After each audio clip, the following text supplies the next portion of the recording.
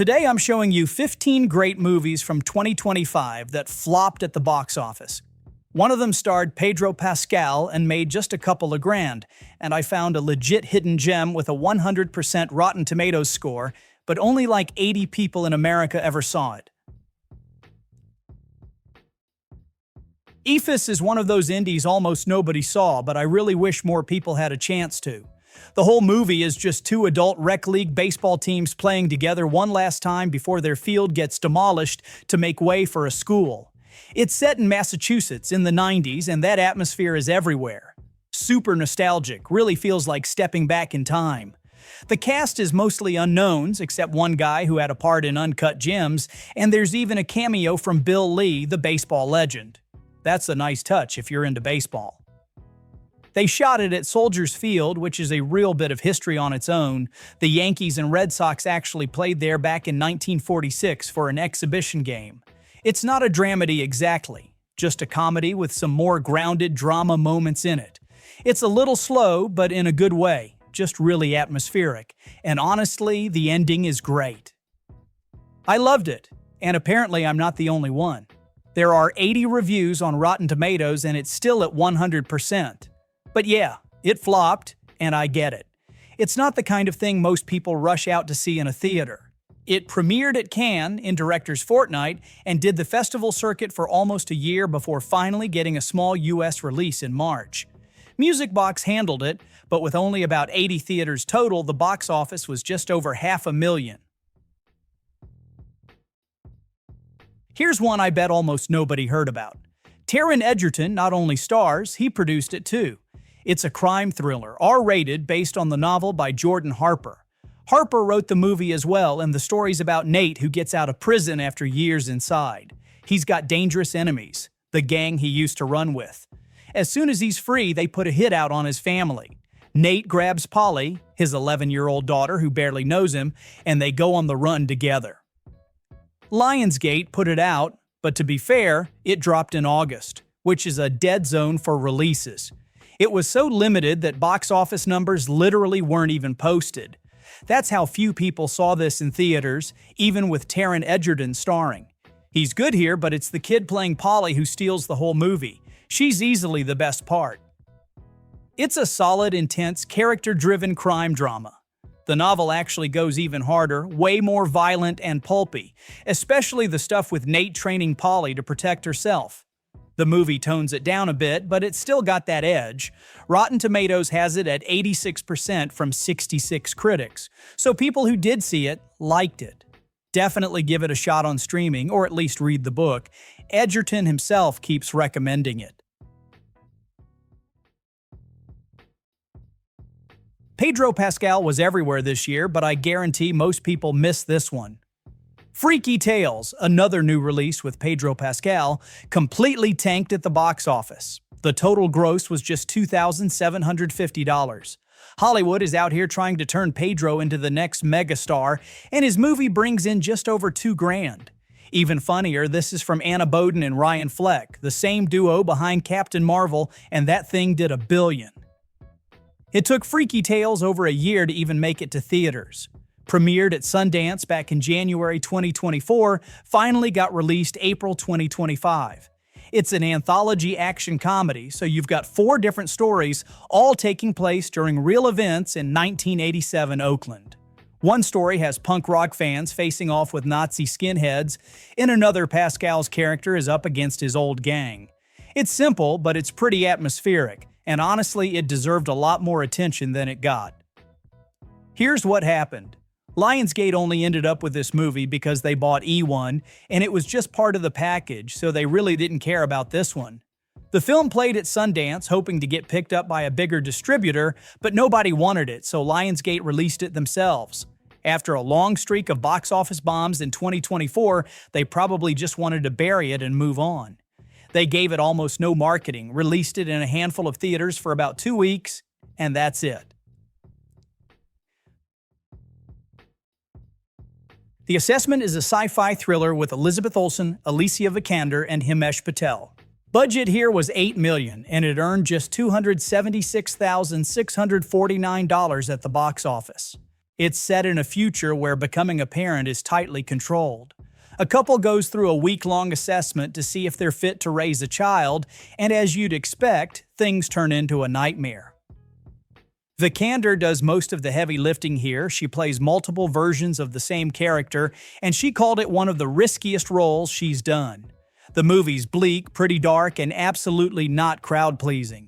Still, it's got a strong premise and some genuinely impressive performances, so I hope people gonna rediscover it eventually.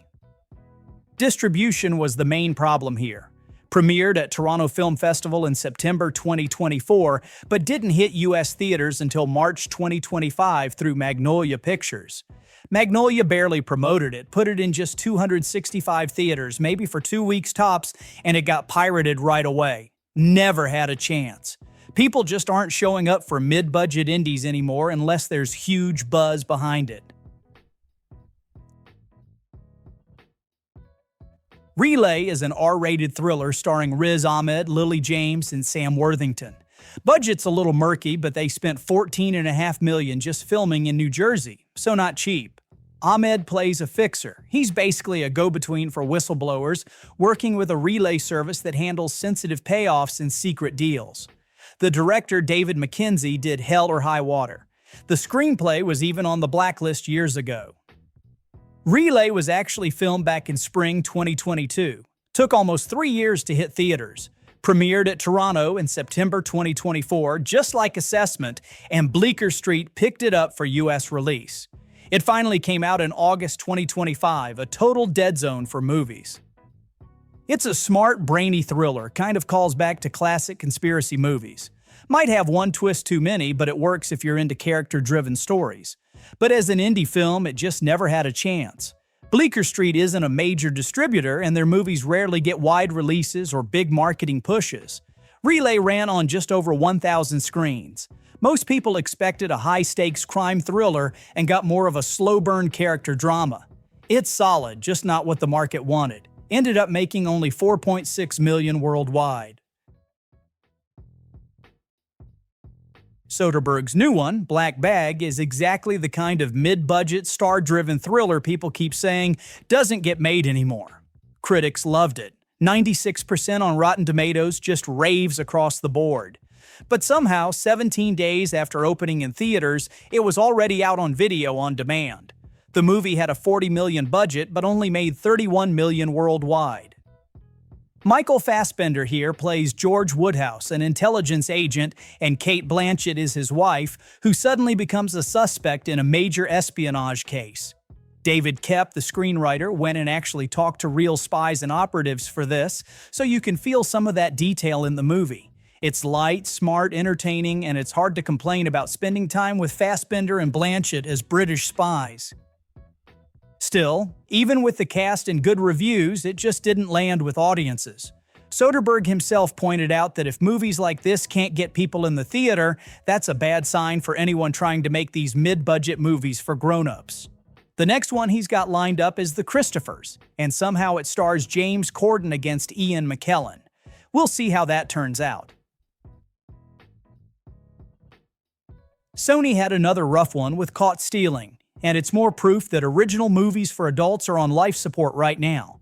This is Darren Aronofsky directing, a guy whose movies like Requiem for a Dream and Black Swan are basically classics. But Caught Stealing just didn't get any traction, even with Aronofsky at the helm. Worldwide, it's only made $28 million, up against a $40 million budget. On Labor Day weekend, Jaws, a 50-year-old movie, actually outperformed it at the box office. Critics loved it. Called it violent, funny, wild, a twisty action flick, even said it's Aronofsky's best film since Black Swan. Still, no money came in. That's just how it goes right now for R-rated, adult-focused movies. Aronofsky said he just wanted to make a pure crime caper. Just have fun, make great entertainment. But right now, it's almost impossible to get people into a theater for anything that isn't a sequel, superhero, or animated. Tough break, especially when the reviews are that good, and it's a great movie hands down. This is one that looked like it had everything going for it. Stephen King story, Mike Flanagan directing, Tom Hiddleston and Mark Hamill starring. You'd think it's a sure thing. And it started strong. It actually won the People's Choice Award at Toronto last year, which almost always means Oscar buzz, maybe even nominations. Neon picked it up right away, then for some reason decided to wait almost a year to put it out. Missed Oscar season completely. The Life of Chuck follows Charles Krantz's life in reverse, from his death to his childhood, tying his personal story to the end of the universe.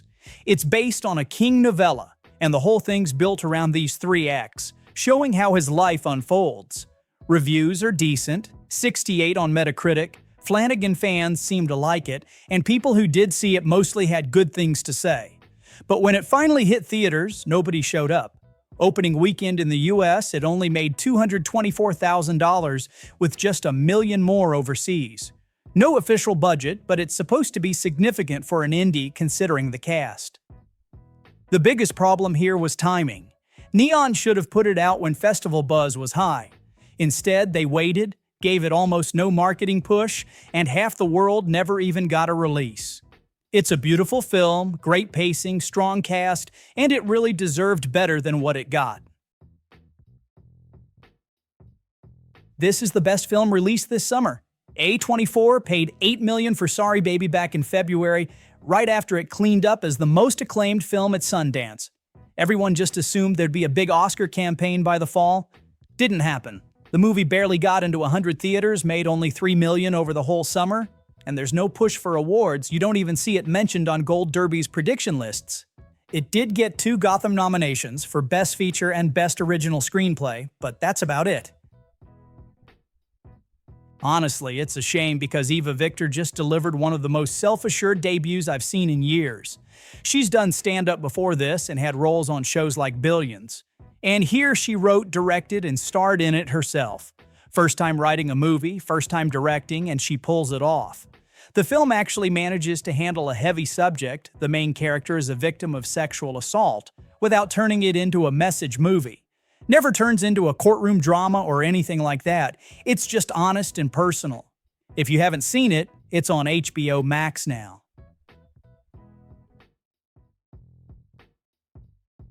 This one's a real surprise. You walk in not expecting much and come out with that mix of laughing and almost tearing up. Lily Trevino accidentally befriends a stranger online, a guy with the same name as her dad. Turns out this new Bob Trevino is way more supportive than her real father ever was, and that relationship basically changes her life. Barbie Ferreira from Euphoria is great in the lead, and John Leguizamo is just as good. Both of them just nail it. It premiered at South by Southwest in 2024, and it won both the Grand Jury Award and the Audience Award. It's based on something that really happened to the writer-director Tracy Lehman. She messaged the wrong person on Facebook and ended up getting life advice from a total stranger. The plot sounds like a Hallmark movie, but it's got no cheese, no romance, just a sharp script and real emotion. They shot it during the strikes in 2023, which meant it took forever to get a distributor. Roadside Attractions finally picked it up, but by the time it hit theaters in March, it only got 180 screens and made just over $1 million. It deserved more. It's the definition of a feel-good movie, the kind you actually need sometimes. I think it's on Hulu right now, so check it out.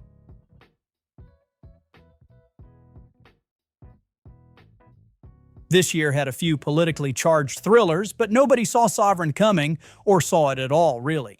Everyone was talking about one battle after another with DiCaprio, but Sovereign just disappeared, and that's because it got picked up by Briarcliff. When they distribute your movie, it gets released, and that's about it. Here they didn't even try. The trailer came out 2 weeks before release, and that was the extent of the promo. They dumped it on digital the same day it opened in theaters, just 54 theaters total. Made less than 50 grand. That's not the movie's fault, it's just what happens with a distributor that tiny. Nick Offerman and Jacob Tremblay play a father and son, both deep in the sovereign citizen world. The movie's based on the 2010 West Memphis police shootings, and Dennis Quaid shows up as the police chief.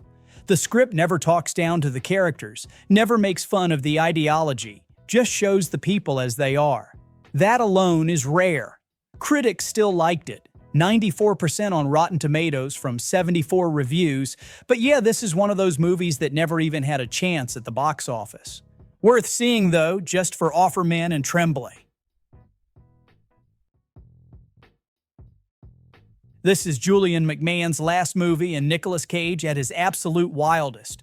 A guy comes back to the beach where he grew up, wants to surf with his son, and immediately runs into a pack of locals who live by the rule: don't live here, don't surf here. He gets humiliated, things escalate, and the whole movie just keeps turning up the heat until Cage's character completely snaps. It's a weird movie. Uncomfortable at times, definitely hard R-rated. And honestly, you can see from the start that it never really had a chance at the box office. The release was technically bigger than most of the stuff I talked about, but still a joke by studio standards, just 884 theaters. If you know anything about box office, that number is kind of a death sentence. It's too wide for good per-theater numbers, not wide enough to actually make an impact on opening weekend. Critics actually liked it, 86% on Rotten Tomatoes.